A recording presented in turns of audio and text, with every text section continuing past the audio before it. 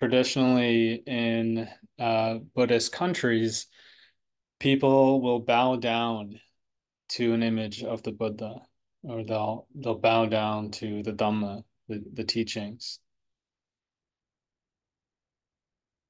And this can be an empty ritual, or it can be quite meaningful. But for me, when I think about this, why would I want to bow down to these teachings? And there's something, the Buddha is not this sort of God or prophet or anything like that. He's someone who awakened to truths. He's someone who actually saw something very subtle, very deep, that we as human beings have the capacity to see, to understand. And so for me, this bowing down in the heart comes as a recognition of how deep this Dhamma can be. And it's not just about depth and how profound the teachings are, but it's how effective they are in freeing ourselves from suffering. So today I want to talk about some of the deeper aspects of Dhamma. And this is something that uh, to me is so beautiful, so worthwhile in terms of so worthy of your time to question, to consider, and most importantly, to practice with, to experiment with. So I want to talk today about the idea of fabrication. So this is a sort of uh, truth that we participate in our experience. We participate in how we experience ourselves, how we experience the world, how we experience time, how we experience suffering. We fabricate and concoct our experience. So it said that when the Buddha became the Buddha, when he broke through to enlightenment, to Nibbana, he uh, he said something. He uttered a verse that I find really beautiful, and I'll just say a part of it here. He said, "House builder, you have been seen. You shall not build this house again. Your rafters have been broken up. Your ridgepole is demolished. My mind has now attained an unbinding and reached the end of every sort of craving." So again, he said, "House builder, you have been seen. You shall not build the house again. Your rafters have been broken up. Your ridgepole is demolished too." So I'll speak a bit about what this means to me. House builder. So here the Buddha's talking about fabrication. So nibbana or nirvana is said to be an unbinding. It's the unfabricated. It's sort of like a dimension of being where there is nothing there. No time, no self, no world. And yet there's this experience or this knowing, this awareness, or this capacity as human beings that we have to reach something that is unformed, unconcocted. But really, what I'm trying to get at here is how we build our experience. Whatever we perceive, whatever we experience, is dependent on a conceiving mind, is dependent on a mind that perceives and conceives and forms things. As you can tell, this is a little bit difficult to explain. Um,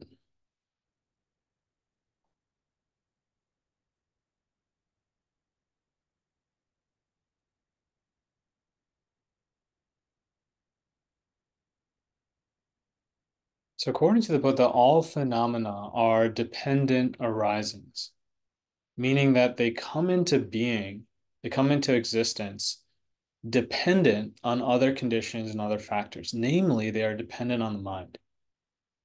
In other words, things do not exist on their own side. They don't have an independent reality. Let me say that again. Things do not have an independent reality.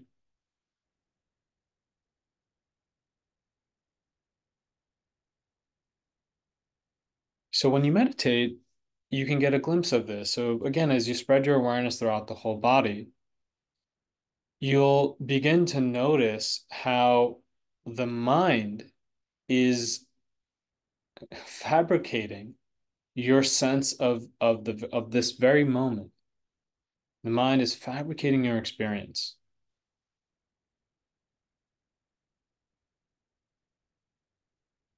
Right? You'll notice that when you sit in a particular posture, your experience changes. You'll notice that when the mind thinks about something that is painful or aggravating, the body feels tense. You'll notice that when the mind has a beautiful perception, a beautiful thought, the body feels a different way. So you start to get insight and direct experience into how all phenomena are dependent on the mind. All experiences are dependent. And there's nothing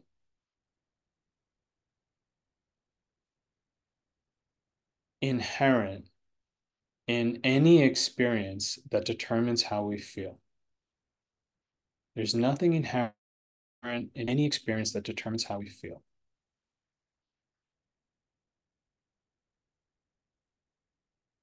And I'm going to read a quote from Robert Bea that talks a little bit about this. We take for granted the appearance of things. We take for granted a self, myself, and yourself, and his self, and herself. And we take for granted the things of the world and the world itself. We take those appearances for granted, and it absolutely seems that things have their own kind of solidity, its own kind of reality, its own sort of thatness. It's just what it is. This thing is just what it is. It's what it is in its essence, in its being, and that in some kind of independent way, it exists as what it is. And that much to us seems actually obvious. 6 billion people would agree on that. That's how we see and experience the world.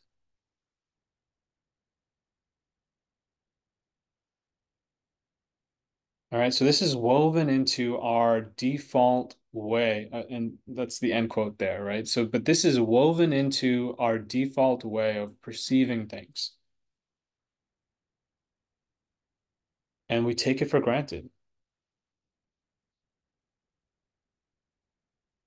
So, one example of this is if you're feeling doubtful of yourself and your ability to, let's say, practice meditation or do well in a work assignment that you have coming up, right? In those moments of doubt, it feels like I really exist and I really have this quality of a lack of capacity, a lack of ability. It feels real. Okay. I'm going to continue with Rob's quote here. So he says, but as we go into emptiness or sunyata, we begin to see that things are not actually as they seem to be. And the seeing and the seeing that they're not as they seem to be brings freedom. We realize that we suffer because we assent to and acquiesce to the appearance of solidity and independent reality in things. So we acquiesce and assent to it. that appearance. And even more than that, we actually make it so. We make things. Without realizing it, we make things appear solid and real. So I'll pause there. And I recognize that this might feel like a lot, and it might feel technical, um, and it might even be causing some tension as we're trying to wrap our minds around this. But I'm gonna try and get into this as well as I can right now. One of the things that you'll begin to notice in the practice of meditation is that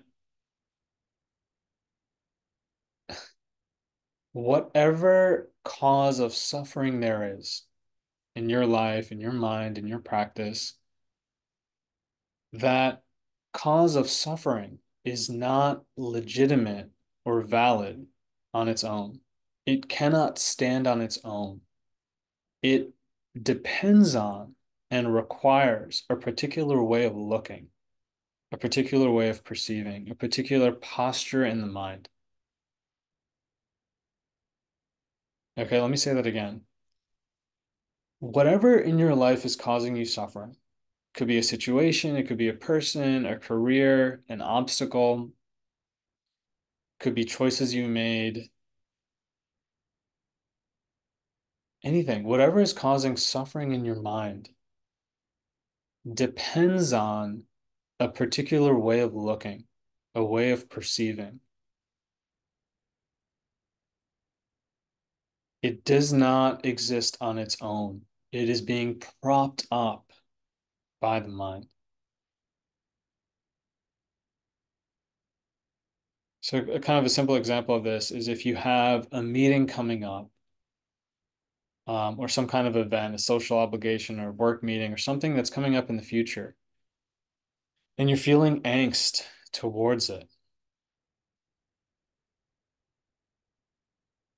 Um, can you see how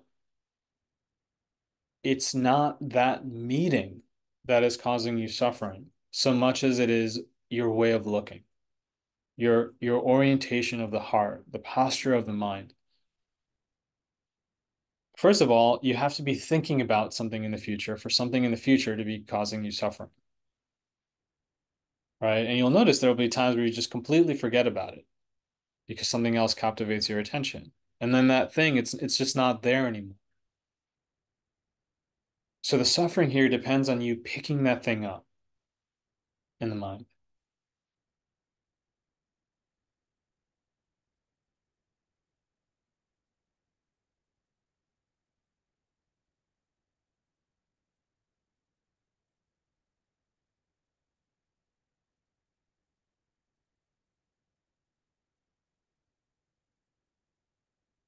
And part of what's causing the suffering is that we feel that this meeting is real,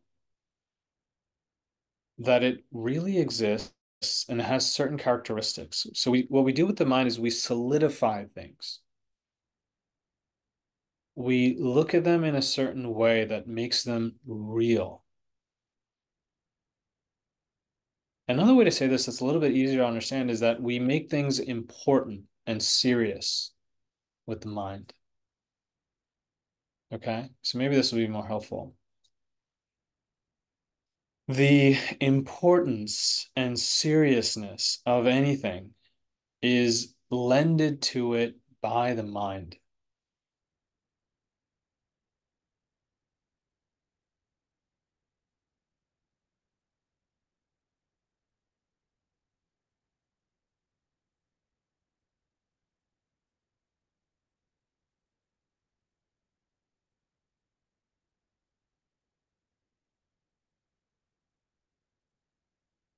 So when I talk about the posture of the mind, I'm talking about a variety of factors in our own hearts that you can start to get a feel for, you can start to sense, and you'll start to see how these things build or concoct your experience. So some of these factors include your likes, your dislikes, your level of attention, how attentive the mind is, your level of intention.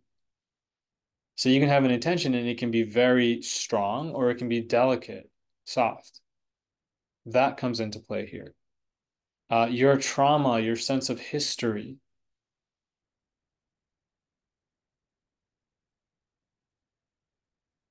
all the aspects of your personality. There's so many things that sort of create this web of conditions that then result in how you experience things. So one of the things that the Buddha awakened to is that basically our experience is concocted, it's fabricated, it's built up.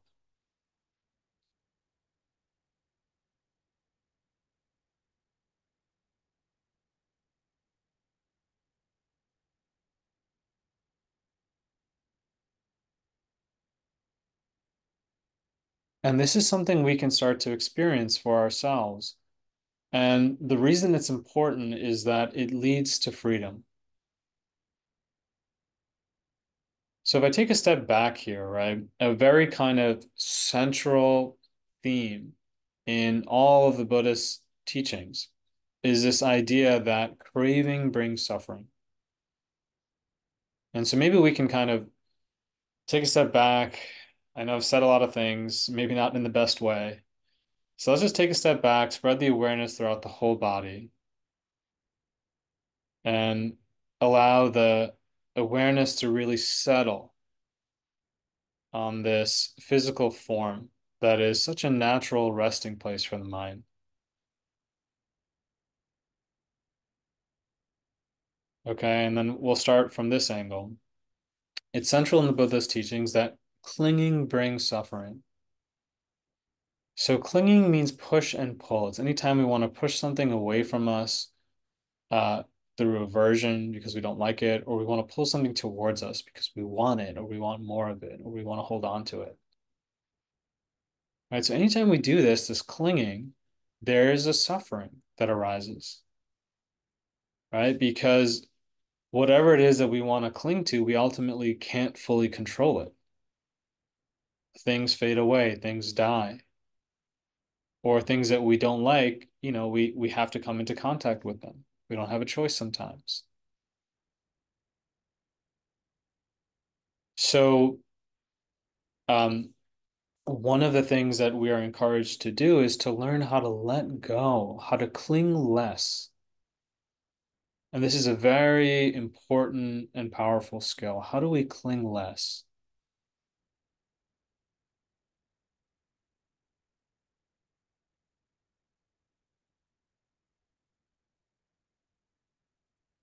And in meditation, I think this is one of those things that's relatively easy to see in meditation. So if you have a goal in your meditation, I really want to be present. I don't want to be too tired. I want to be relaxed. I want to feel well. What you'll notice is that if you cling to that goal too much, all kinds of suffering arises.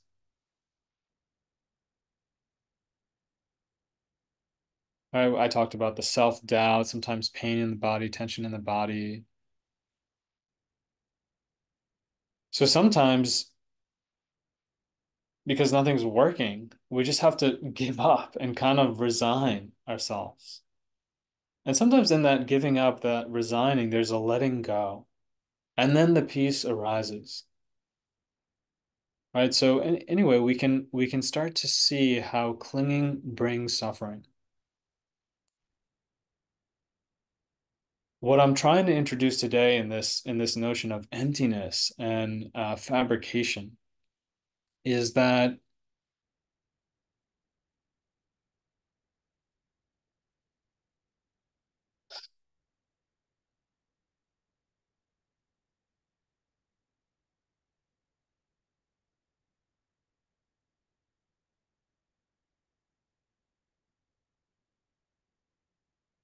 I'm trying to think of a way to explain this.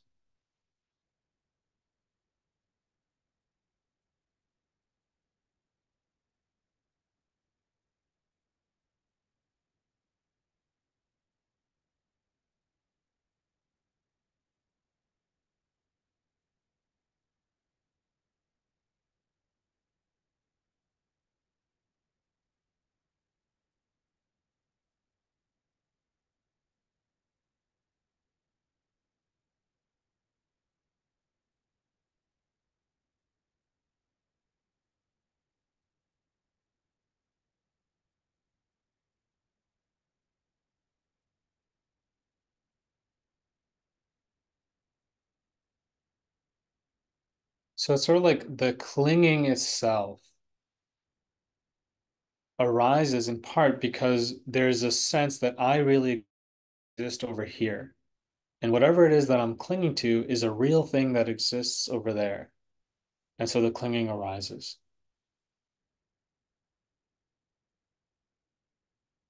But what we can see eventually is that the self, myself, does actually, it doesn't exist on its own. And the thing that I'm clinging to does not exist on its own. That these are illusory, empty, and then therefore there's nothing to cling from and there's nothing to cling to.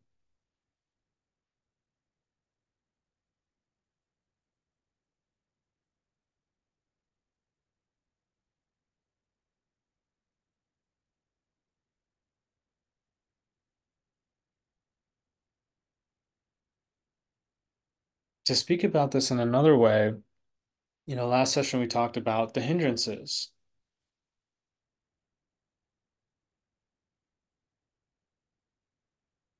these five hindrances, which are sort of like poisons in the mind, things that come into the mind and make the mind dark and murky and clouded, diluted. So the fourth hindrance, for instance, is overactivity in the mind. It's worry, restlessness, agitation, compulsion, right? We all know what that's like. So when that hindrance has arisen in the heart,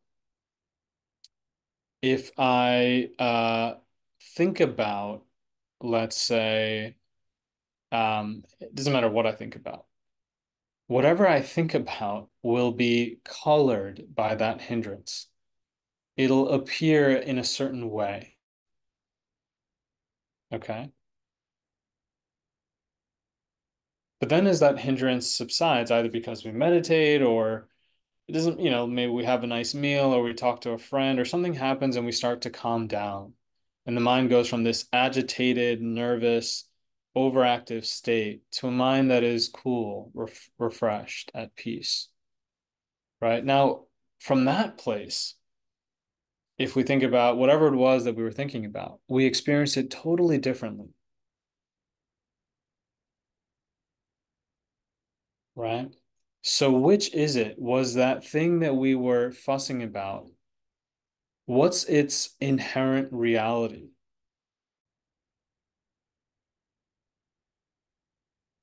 Right? So, let's say, for example, if we take a boyfriend or a girlfriend or a wife or a husband, right? Um, and let's talk about the second hindrance, which is judgment, it's aversion, anger, frustration, criticizing, you know.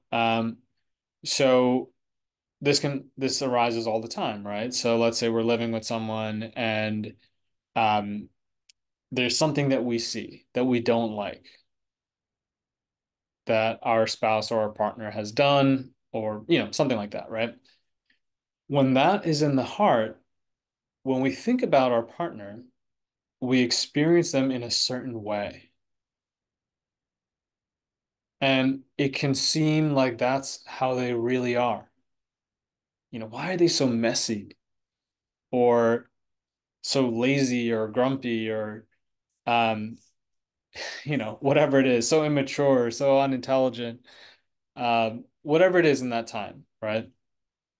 And as we're thinking about them, it can really feel like that's who they are, especially in the heat of that moment. And we all know what happens if we decide to speak when that is there in the heart. It's not good, right? Now, let's say later, a week has passed and we can't even remember this aversion that we were feeling. And let's say we go out, it's the weekend, we go on a date or something, and now the mind is feeling calm and refreshed and it's having a good time. And now when we think about this partner, it's a totally different thing. Maybe we start to see that they're lovely and kind and they take such good care of us, and there's a gratitude in the heart. So the experience of them is completely different. So which is real? Is that person, you know, um, terrible and all that, or are they lovely? Which is real?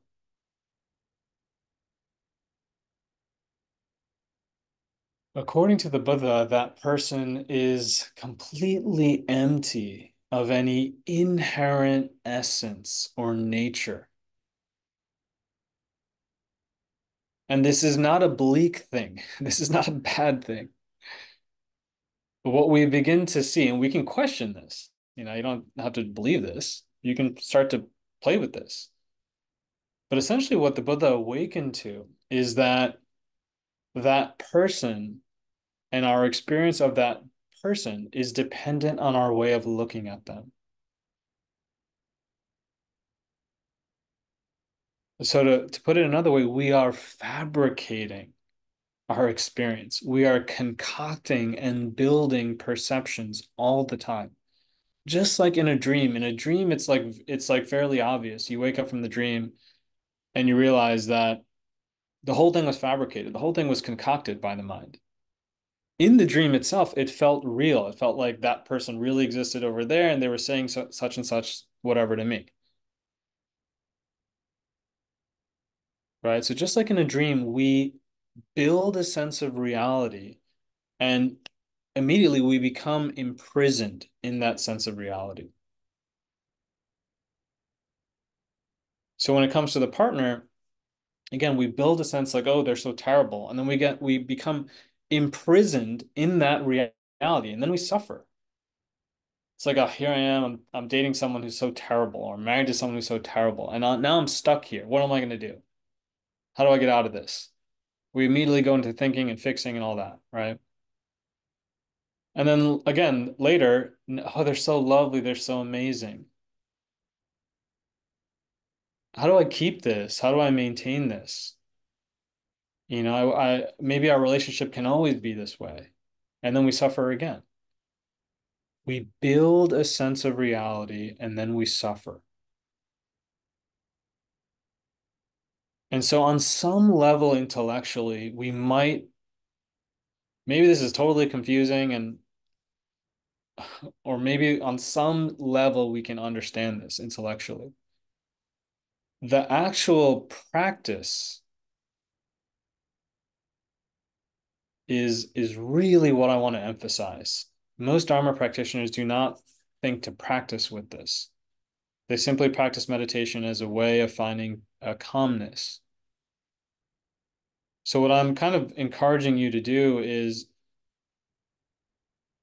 to begin to notice how you are building your experience. You are participating in your experience through the mind, through your way of looking, through your intentions, your level of attention, your preferences, through your habits, you know. And it's also like the way you take care of yourself, the amount of sleep you get, what you eat, all these, the way you live your life is coming together and build and uh affecting how you experience the world. And then you are imprisoned in that experience.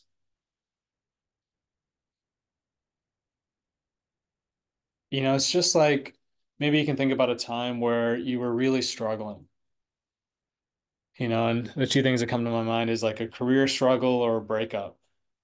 And there's this just sense of like being defeated. And it's like this heaviness, right? And then one day, maybe it's because you've been suffering for enough time, or you just kind of turn a corner and it's like the clouds part. And there's just like a break, right? There's like a breakthrough and a different way of experiencing. We've all been through that, okay? Now, the natural kind of tendency is to try and hold on to the positive feelings, the positive experiences, and to push away the negative experiences. And actually, in a way, this can be skillful. Part of this path is learning how to be more happy, be more well, how to lean into those beautiful perceptions.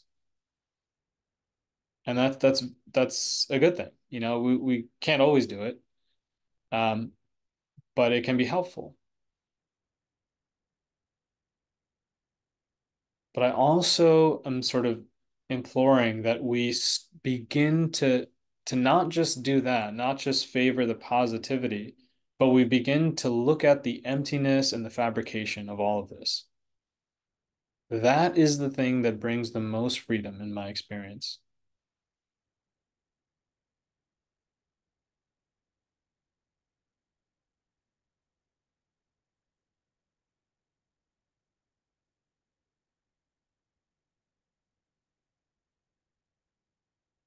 So as the Buddha said when he was when he first experienced this enlightenment, house builder, you have been seen.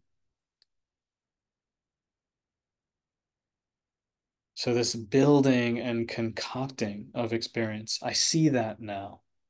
Your ridgepole demolished, your rafters scattered, you will not build a house again. So it's said that enlightened beings are percipient of the world. So they perceive the world just like we would.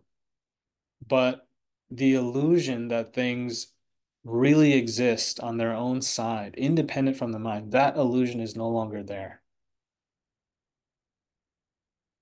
Sort of like if you're in a dream and you know it's a dream, you know it's not really real.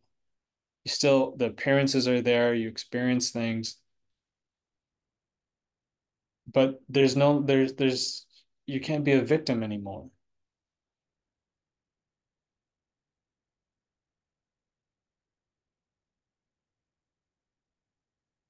And so there's a radical freedom that comes from this view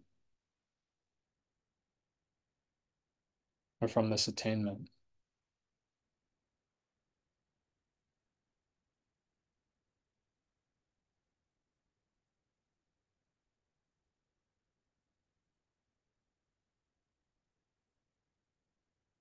So see if you can pay attention to how you solidify things. And in particular, investigate if the solidification brings suffering.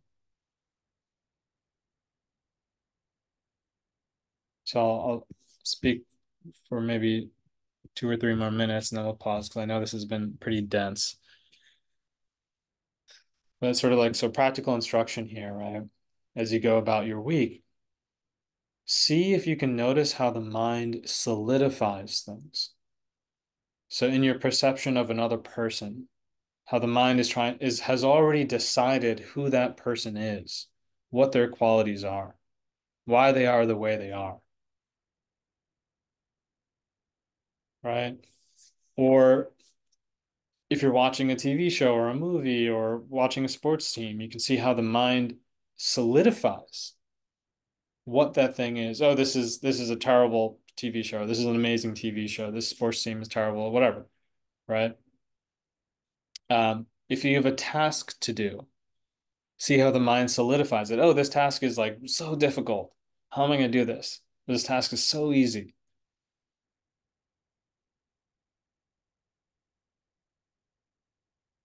If you're eating a meal, see how the mind solidifies it.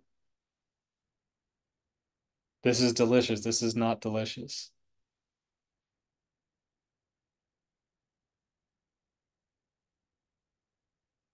And just see, don't worry about so much how to do this. Just see if you can solidify less, if you can fabricate less, if you can basically kind of poke holes in your own view of things. Oh, this TV show isn't good or bad. It's dependent on the mind. Or um, you know, and this works the best in my experience with things that are causing suffering. That's when it's the most relevant, most immediate for me. So let's say it's a person at work or something that you have to do.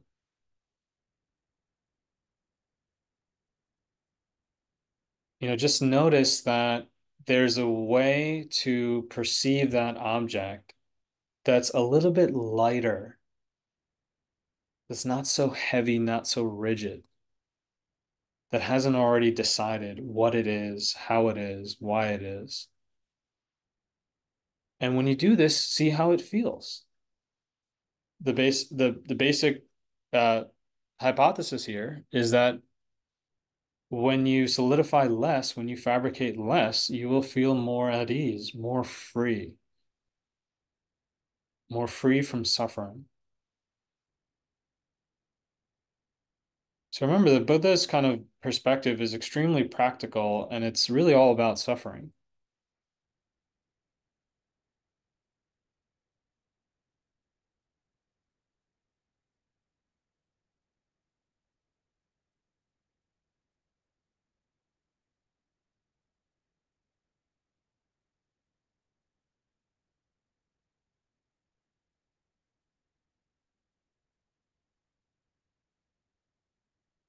One last thing here that I think is really cool. You'll begin to see that whatever you do is a dependent arising. Like this talk is a dependent arising. It's not me giving the talk. It's actually dependent on who's here. And depending on the people who are here and their level of energy and all kinds of factors on their end, that has a very material effect on the talk that I give. Um, Now, this to me is really cool when you start to actually sense this in your own work.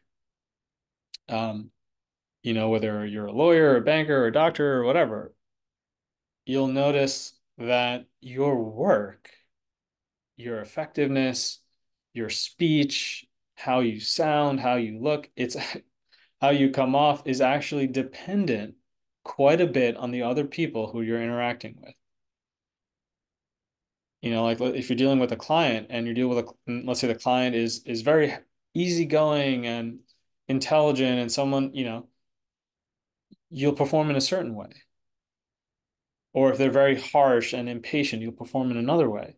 I'm not saying that this is the only factor. There's a whole web of conditions here, but you'll begin to see that uh, nothing is independently real. All of this is dependent arising, and that can bring so much freedom.